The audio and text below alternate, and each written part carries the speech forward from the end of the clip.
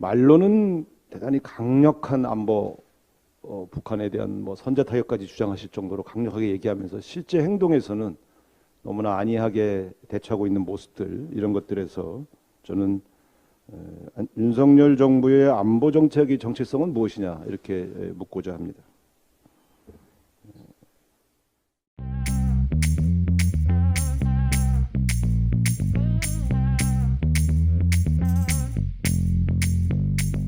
제1차 비상대책위원회 회의입니다.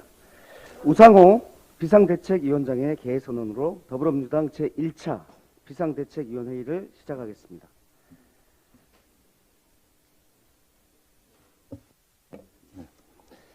네, 제1차 비상대책위원회를 개회합니다. 네, 먼저 우상호 비상대책위원장의 모두 발언이 있겠습니다. 오늘은 6월 13일입니다. 김대중 대통령과 김정일 위원장의 역사적인 첫 남북 정상회담이 22년 전 오늘 개최되었습니다. 두 정상의 만남은 불신과 대결의 시대를 끝내고 남북 화해와 협력의 새 장을 여는 출발점이었습니다. 그 이후 이어진 6.15 공동선언은 남북관계 발전의 시금석이자 한반도 평화의 상징이었습니다. 첫 번째 비대위원을 시작하는 오늘 이 역사적인 남북 정상회담에서 이어진 평화의 정신 지속되어야 한다, 이 점을 강조하고자 합니다. 최근 북한의 연이은 도발과 미중 전략 경쟁 심화 등으로 한반도가 다시 냉전 질서로 회귀하는 모습을 보이고 있습니다. 대단히 걱정스럽습니다.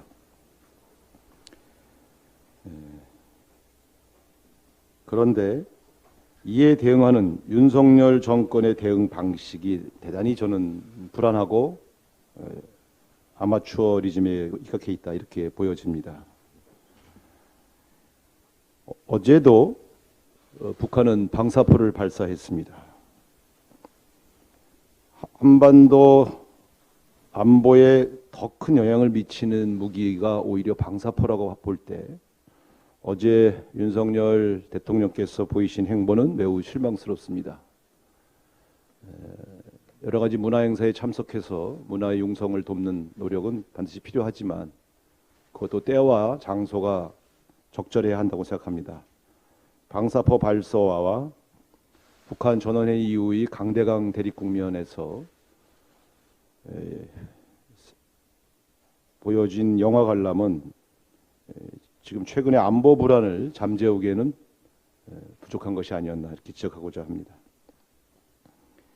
말로는 대단히 강력한 안보, 북한에 대한 선제 타격까지 주장하실 정도로 강력하게 얘기하면서 실제 행동에서는 너무나 안이하게 대처하고 있는 모습들, 이런 것들에서 저는 윤석열 정부의 안보 정책의 정체성은 무엇이냐, 이렇게 묻고자 합니다.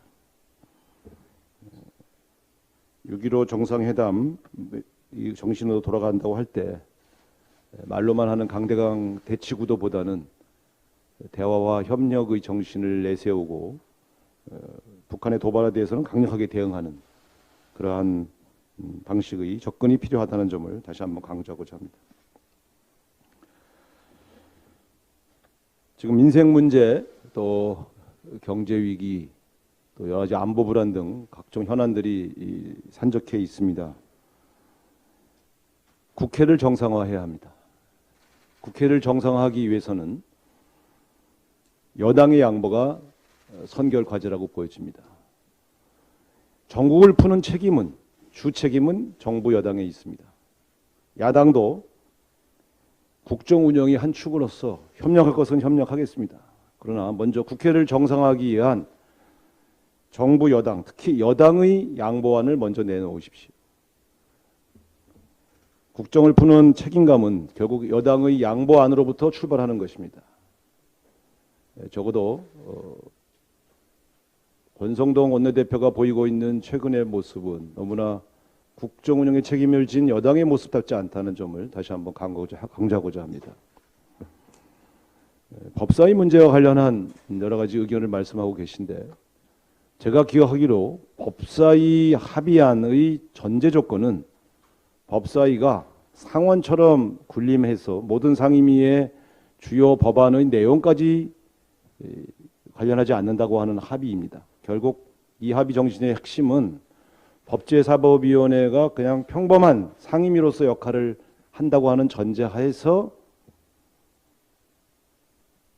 법사위를 양보한다는 그러한 합의였던 것으로 기억합니다. 전제 조건이 되는 법사위의 위상에 관한 변화는 없이 오로지 법사위를 넘겨준다는 합의만 지키라고 압박하는 모습은 본말이 전도된 모습이라고 저는 보여집니다. 법사위의 위상을 바꿔주든지 바꿀 생각이 없으면 의석 비리에 따라 법사위를 양보하든지 권성동 대표의 입장 변화를 촉구합니다. 국회의 정상화 없이 민생 문제 해결이 불가능하다는 점에서 최근에 벌어진 화물연대 파업이나 물가 불안, 각종 경제 위기에 대한 대처, 안보 불안에 대한 국회 차원의 대처 방안들을 만들기 위해서라도 국정 운영에 책임을 진 여당의 전폭적인 양보를 촉구합니다. 이상입니다.